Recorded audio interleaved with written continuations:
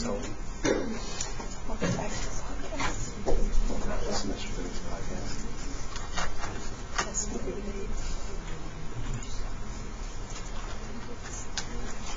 Slideshow from the beginning. Okay, lupus. The butterfly is the logo for the National Lupus Foundation. So I have the butterfly on every slide. That slide's there. Systemic lupus erythematosus. It's an autoimmune disease, and because of that, it's in here with the MS, ulcerative colitis that we talk about, and rheumatoid arthritis, also autoimmune diseases. So that's why they're all in this cluster of stuff. So this poem was written by a lupus patient. I don't feel like I need to read to you, but she called it The Beast, and it talks about the flares and the life changes that it had. You can read through that on your own time, but it's, it's a really difficult disease to live with, and it affects a lot of things differently than MS, and sometimes more dangerously, and it's maybe a harder diagnosis in many ways. Lupus does have a genetic predisposition, and it's strong in family histories. Affects African American and Caribbean descent as well, Hispanic and Asian populations at higher rates than it does Caucasian populations. Women more than men. Remember MS? Women more than men, right? We'll get to rheumatoid arthritis. We'll probably be saying women more than men. Childbearing age. This starts, a small percentage of them start in adolescence. I mean, there are kids at 13 and 14 with lupus. But most of them start in the young adult years. Okay? We believe there's a strong link to estrogen. Okay? We also know patients on certain medications are more likely to get this. So there's like certain medications if somebody had genetic tendencies, the meds might do something to trigger it. We don't know why. Again, etiology unknown. We don't know why. All right, so what does it look like for the patient? The symptoms are all over the board. They're real variable. That makes it hard to diagnose, hard to predict, and hard to live with. Exhaustion, fever. It's a highly inflammatory, so that causes a fever. Heat, pain, redness, and swelling are your symptoms of inflammation, right? Heat, pain, redness, and swelling. Heat, fever. Fatigue, because of the constant inflammatory process. Impaired integrity. They get lesions, discoid lesions on their skin, a malar, butterfly rash. They'll get red whelps on their skin. They're highly photosensitive, which means they have to protect their skin when they're out in the sun. They get patchy hair loss, vitiligo. That's vitiligo. Thank you. That's the skin pigmentation changes, and they also get patchy hair loss. So patchy skin coloration and patchy hair loss. So they get bald. They'll lose, actually can develop full alopecia. Stomatitis is ulcerations in the mouth, right? This goes on to cause organ damage. So there's lupus nephritis. So it causes renal problems where they spill protein in the urine. Their glomerular filtration rate decreases. They're not filtrating as well. And nephritis causes hypertension and swelling, and ultimately can lead to kidney failure. There's also long-term cardiovascular risks. They can get pericarditis. The inflammatory cycle will hit lots of other organs, so it inflamed the sac around the heart gets inflamed. When it gets inflamed, it gets fluid-filled, right? Because edema causes fluid around it. And if you have fluid pushing on your heart, how's your cardiac output going to be? Not so hot, and it's going to hurt. So that would cause chest pain and poor cardiac output. Raynaud's phenomena, you should have learned that in level 2. That's when your hands get cold, they turn blue. You pick up an ice cold drink, it turns blue, right? So Raynaud's phenomena, vasculitis, inflamed blood vessels, arterial and venous. And think of arteriitis and vasculitis. Dysrhythmias, that's unusual heart rhythms. In level 2, you learned about a normal sinus rhythm, right? The PQRST. Am I speaking a foreign language? No. All right, we're good. So Foreign language, but we understand. It's medicalese, right? We got it. And so it will cause abnormal rhythms from the conduction system in the heart. It will cause clotting. So that arteriitis vasculitis will cause microclots, microemboli to form, causing strokes, gangrene, heart attacks. Doesn't sound fun, does it? In the lungs, they can get pneumonitis and an increased risk of pneumonia. They also get pleural effusions. When I say if you have a pleural effusion, where's the fluid?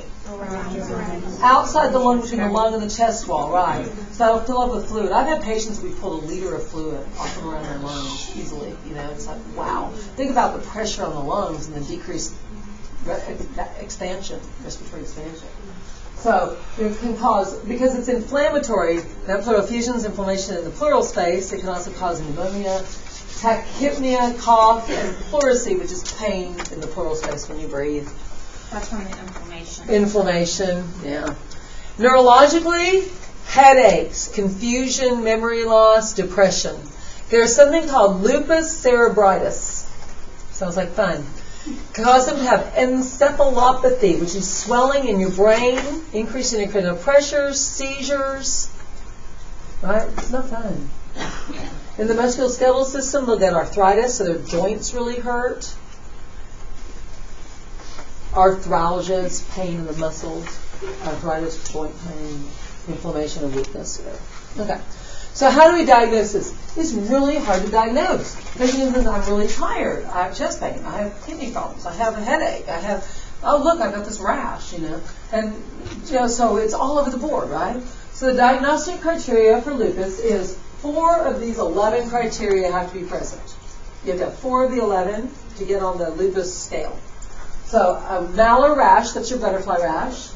A discoid, that's round red spots when exposed to sunlight. A discoid rash. Photosensitivity, sunburn, sensitivity of your skin to light. Ulcers in your mouth. Arthritis in your joints, inflammatory pain in your joints. I said ulcers in your mouth. Serositis, pleuritis, or pericarditis. So fluid in the pleural space or fluid around the heart. That's serous fluid, inflammation from serous fluid in the lungs or around the heart. Okay? Kidney problems, nephritis, where you've got inflammatory problems causing glomerular problems in your kidneys, hypertension, fluid retention. Neurologic disorders, the headaches, the encephalopathy, the confusion. Okay? Immunologic disorders, it's like, well, of course it's an immunologic disorder, it's what's in this unit. There's actually blood tests. If you're positive for anti-DNA and anti-SM, that's present in most lupus patients. An abnormal anti-nuclear antibodies. Anti-nuclear antibodies are present in most patients with autoimmune disease. It's very significant in diagnosis of lupus and rheumatoid arthritis. Anti-nuclear antibodies, when they're positive, it's a trigger that you've got some kind of autoimmune something going on. So all 4 or more of 11, 4 of 11 criteria present. Okay. So I just said anti-nuclear antibodies will be positive, and it's because they're autoimmune antibodies. Anti-DNA, anti-neural, anticoagulant, anti-white cells, and anti-red cell antibodies exist. So it's making them anemic and leukopenic and killing their neurons, right? They've got antibodies against all those things, antiplatelets. So they're going to have coagulation problems? We already said that, right? They said they were going to get clots. Anti-basement membrane antibodies. Basement membranes are the things that prevent fluids from leaking out of our lungs into the pleural space. Let's see. Antiphospholipid antibodies. I mean, that's anti-everything. I've got some kind of antibody fighting everything in my body, right? So it's all these organs affected. So what do we have to do this? Remember anti-SM? I said that was diagnostic. Anti-DNA, anti-nuclear, anti-DNA, anti-SM is the anti-Smith antibodies. And they're present in a lot of patients. CBCs can be done because if you have anti-red cell and anti-white cells, antibodies, what do you think your CBC is going to look like? Anemic, leukopenic, right? ESR, erythrocyte sedimentation rate. That is simply a test that tells me inflammation is occurring in your body. Every patient who has an inflammatory condition is going to have an elevated ESR. The patient with a heart attack can have an elevated ESR? Absolutely. Patient who breaks a bone, probably going to be elevated. But if I'm walking around healthy, I shouldn't have an elevated ESR. But if I have lupus or MS or something else going on, I might, right? Probably will. We're going to check their coagulation studies. C-reactive protein, also it's an inflammatory marker, tells us inflammation is going on in their body. We're going to do complement levels. Remember in the immune system you have complements. And it's not saying thank you, you're really cute. It's a chemical that's released that enhances the immune system, right? And there's lots of them. There's 50 or more, right? And so we know that if it's out of control, it's inappropriate. If they're not doing their job, it leads to autoimmune diseases. So the complements play a role in our immune function, and when they go out of control, it causes autoimmune. TNF, tumor necrosis factor, that's a complement. Thank you. We'll also do renal labs. Well, you're welcome. We'll do renal labs, chest X-rays, and echocardiograms to see if all their organs that are potentially inflamed and damaged are functioning efficiently. So here's DW, a 23-year-old married woman with 3 kids under 5. She comes to her doctor 2 years ago with vague complaints of fatigue, joint pain, low-grade fever, and unintentional weight loss. Her physician notes patchy areas of vitiligo. So what does that mean? Pigment, patchy areas of pigment changes. Let's see. And a scaly rash across her nose, her cheeks and her back and chest. Her lab studies revealed that she had a positive ANA, positive CRP, positive Smith, whatever, anti-DNA and the anti-Smith, both are present. Elevated CRP, that's inflammatory, elevated ASR said. A decreased C3 and C4 serum complement. Her complement system's abnormal, right? She's got low levels of complements. Her joint, I'm losing joint X-ray film shows swelling without erosion. So she's got inflammation in her joints, but thankfully no erosion yet. She's subsequently diagnosed with lupus. She's got at least 4 of the 11, right? Labs all look real positive for it. She's initially treated with Solinvac 200, Prednisone 20, bed rest, and ice packs for the inflammation, right? She's counseled regarding her condition, balance rest and activity, eat a well-balanced diet, even if you don't feel like it. Use stress reduction, avoid direct sunlight, use sunblock, long-sleeve shirts, hats, right? Let's see what else we are. She responds well to treatment. Her steroids are tapered. She's told she can report to follow-up in 6 months. She resumes her jobs in environmental facility, in environmental services. What's the significance of her lab findings? Anti-DNA, anti-Smith, anti-nuclear. She's got, yeah, absolutely. They all show inflammation. You know, the most tests are non-specific. How was the SLE diagnosed? 4 of the 4 of the 11. At least 4 of the 11. What priority problem do you think she has? Inflammatory problem? Probably inflammatory pain, joint problems. She might have self-esteem problems with this rash all over her, right? So she's got pain, fatigue, and weight loss. So I think we have to deal with her fatigue so she can go back to work, get back functioning again, take away the inflammation as much as possible, and deal with that joint pain, because arthritis can be really devastating. Are the statistics close, as far as you know, that like 60% of SLE patients end up with some type of kidney problems? A lot of them end up with kidney problems, but I don't know the number. I can look that up, but I don't know the number. I'm sure it's on the lupus website. They have all kinds of good information there. Disease of exacerbation or remission. When it exacerbates, they call it a flare. It flares. So if we were to go in and monitor the patient and say, I wonder if they're close to a flare, we go do some labs and we'd find their CBC, their complement levels, and ESR elevation is going to say, ooh, you're about to flare. But the trick is, I think I need to go in for that check today because I think I might get a flare tomorrow. Right? It just doesn't happen, right? We know this because when somebody's flaring, we draw labs. Childhood flares. SLE, remember I said there's some kids, I think I said this, but there are some kids that get SLE in childhood. There's been cases of 4-year-olds with lupus. You know, I mean, yeah, lupus of infancy and early childhood. But most kids, when the kid gets it, it's teenage years. And again, the highest level is with the 20 to 40-year-old age group. But giving rituximab, MAB, what's that drug do?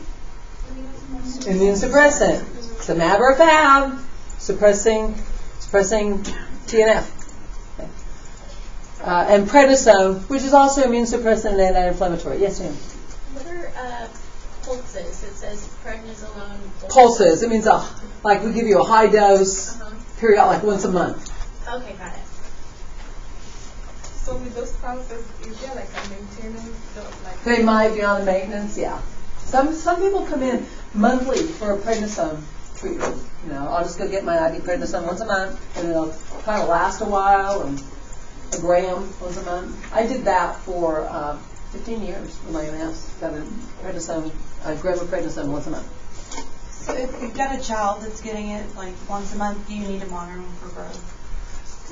Is that Steroids can demineralize your bones. Do you guys know the actor Gary Coleman? He was on different strokes, isn't that the show he's on?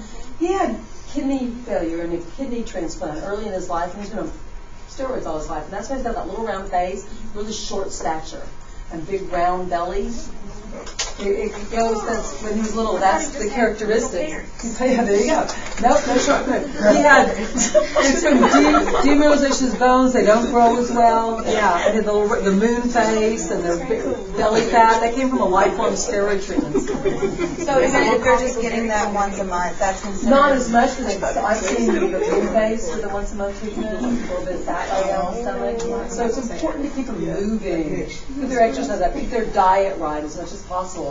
Because, you know, the weight gain and the fluid imbalances can really play havoc with somebody and still play havoc with their self-image, too. Do they give them medications for like osteoporosis? We can. We'll do bone scans, and if the steroids are affecting the bone mineralization, we'll give them, like, the biphosphonates that we give for osteoporosis. Like, what is it?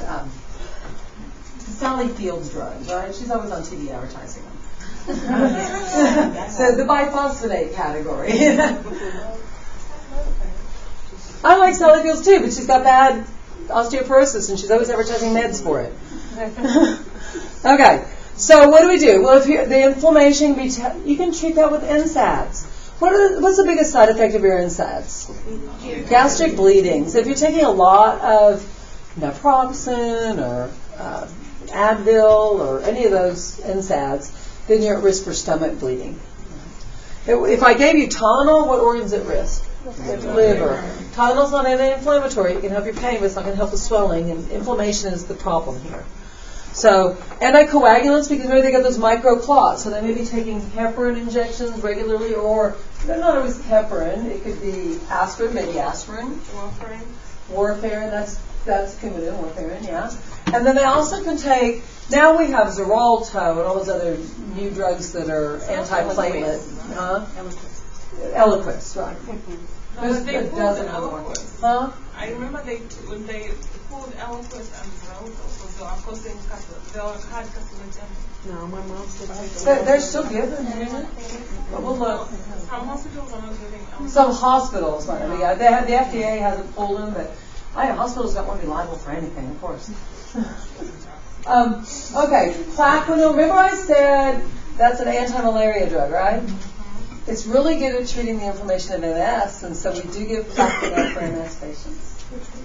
Hydroxychloroquine. Plaquenil. It's an anti-malarial. We talked about glucocorticoids. Immune suppressants. With MS, we also gave methotrexate, Cytoxan. Remember that? So here, Cytoxan, methotrexate, Imuran, azathioprine. Those drugs are used. They were used for MS. If the other drugs didn't work, these would be given. And look, there's some bolded in here. I wonder why they're bolded. Get them out. I see what you're saying. Okay.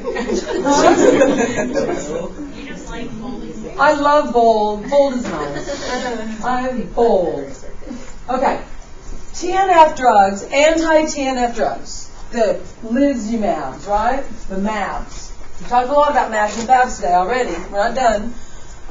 Those drugs were given for MS, they're given for RA, they're given for ulcerative colitis, they're given for lots of different things. But in this world, they're rarely given because what we discovered was that if we gave the MABs and FABs, the anti-TNF drugs, it took care of the inflammation, but it worsened organ damage. And so just in the last year, I've come out with this drug. It's the first anti-TNF lupus drug that's been showing good positive success that's not causing the organ damage. That's a relatively new drug on the market. It's only been out a little while, and it's showing good success with lupus. It's the first one of those for lupus. That's why I thought you might be seeing it in your practice. Okay, then there's some other drugs. Thalidomide. Have you ever heard of that drug? That's what they gave to cause the birth defect. Yeah, it was a drug we used to give to women who were pregnant for their... Yeah, and what happened was it caused no arms and birth defects a lot of the time. We pulled it from the market.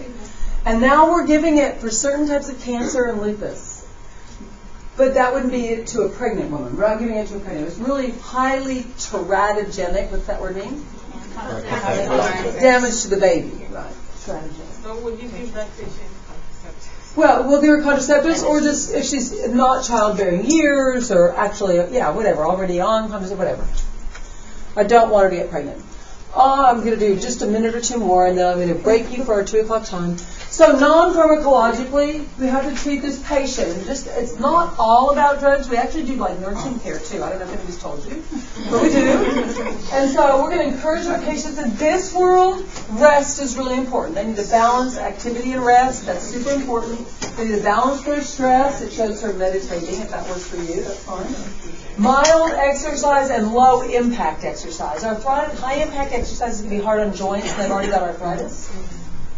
Skin protection, really important because of the sun. So SPF over 30. Now they make 50 and 100. They make high level SPFs. That's wonderful. Long sleeve clothing, hats on, things like that. Stay out of the sun during peak times. But if you're not getting sunlight, what's happening to your vitamin D levels? You're not getting vitamin D. And vitamin D is tagged to a lot of autoimmune diseases, not just MS. So we need to make sure they're getting vitamin D supplementation at adequate vitamin D levels. So would it be better for them to eat vitamin D? Or I can take a 10,000 milligram tablet of vitamin D and put on my sunblock. Okay. We can do that. Or I can eat it. Yeah, eating's good. Healthy diet. Infection prevention. All of these patients, MS, rheumatoid arthritis, lupus, they all need to protect their immune system. That means wash your hands, cover your cough, stay out of crowded places during flu season, right? Protect your immune system, sleep adequately. And if they're taking immune suppressants, this becomes a really important thing. If you're taking immune suppressants, you can't have live virus vaccines, right? Because then that's giving you a live virus and you can't fight it off. The other thing is, it's interesting, if you are taking one of the MABs or FABs, they're immune suppressant, right? And if you get an attenuated virus, the other vaccines are attenuated vaccines, they rely on a healthy immune response to make you immune to whatever that shot was for. So if you're on a MAB or FAB or other immune suppressants, even your other vaccines might not work well because we're suppressing your immune response to that vaccine. Because they rely on your immune response, isn't it? So other than the live flu vaccine, what are some other live vaccines? Is it? Chickenpox. That's the shingles one. And there's And one are other. those shots? Is that the only form, or are there other forms? For some of them, that's the only form. Okay. But we don't have a lot. We're working on that. With flu, we came up with multiple forms. It's just the nasal flu. But so with varicella and shingles, those That's all we the got. only form is live. Only form it comes in. Okay. All right. It is 10 till 2, and I know you just came back, but we need bathroom break to get to our classrooms, and I have to set up for my learning activities. So let's break here. Yes. Will we need our computers? You will need your computers for sure in learning activities. You'll also need probably something to write with. You're going to be with your teams, so when you get into your room, sit with your teams. Okay? And it's moving around and doing something, so you're not going to be sitting listening to me yammer on. I will see you Wednesday if you need math, tomorrow if you need math or farm. I'll see you again Wednesday, and I'll see you Tuesday, for the clinical orientation Tuesday. Wednesday for math and farm and other clinical orientation. And Thursday for lecture activities. I'll see you in a little bit.